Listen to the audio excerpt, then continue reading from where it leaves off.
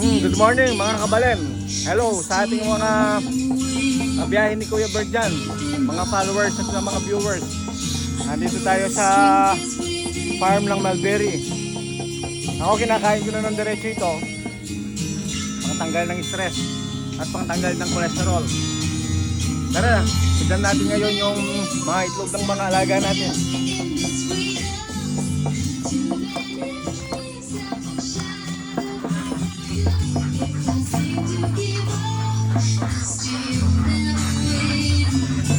Ito mga ka-farmers, yung mga itlog ng mga manok nating native, no? Ayan. Marami kami ng mga itlog. Ito yung mga itlog niya, no? Saka hindi nabibilangin dahil sobrang dami. Ito yung mga alaga natin, may mga nanganak na rin na mga napisa pala.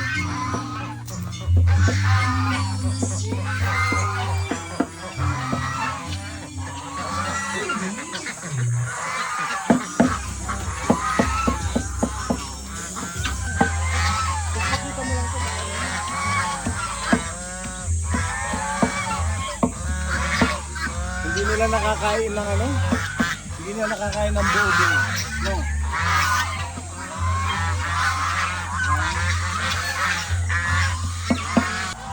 Samahan nyo naman ako dun sa ating mga alagang mga gansa.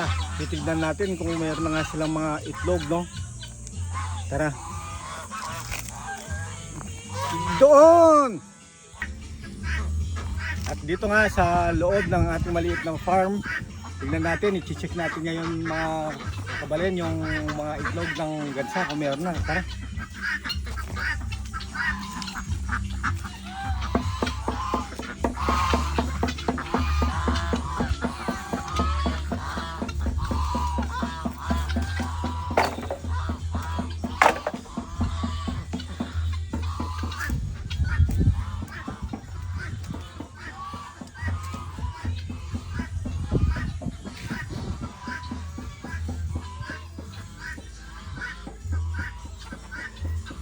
Ito mga ka-birds, ang itlog ng ating mga gansa.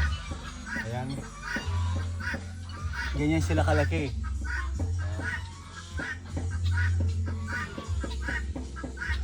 Ayan. So yan. Tara, tingnan natin yung sa iba, no? Baka meron pa.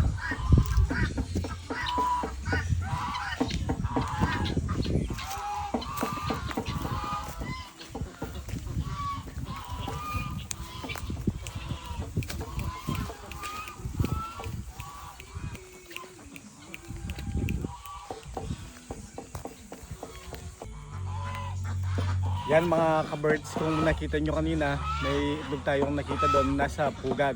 Pero kasi dahil free range ang ating mga alagang mga gansa, mga pato at peking duck, siyempre iba-iba yung mga pinangingitugan nila, kung saan-saan lang, no? Subukan natin maghanap sa tabi-tabi, baka meron silang pugad na ginawa at doon sila ng itlog. Tara!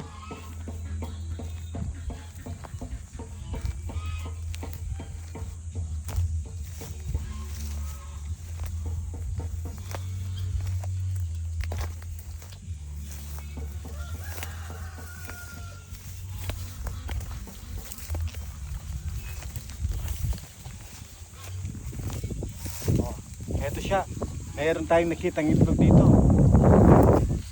May mga balabalahibo. Ayan. Diyan mga ka-birds ang sinasabi natin na kung saan-saan lang sila nangingitlog. O, tulad dito, may itlog dito. Ganyan sila kalalaki yung mga itlog ng mga gansa. Yan, yung mga white goose natin, no?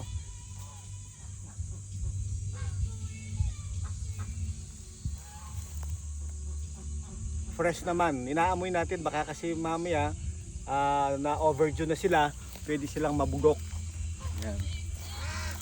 Ganito sila kalalaki. Yan. O tara, magaling naman silang maglimlim actually yung mga gansa, no? Pero mas maganda dahil naka free range sila, ipa-incubator na natin sila. Okay? Mas ano lang, mas kung yung mga itlog ng manok hanggang 24 days, ito hanggang 36 days ang mga itlog ng mga gansa dahil kasi sa sobrang kapal ng kanilang mga shells. Okay, tara, let's go. Umpisahan na natin.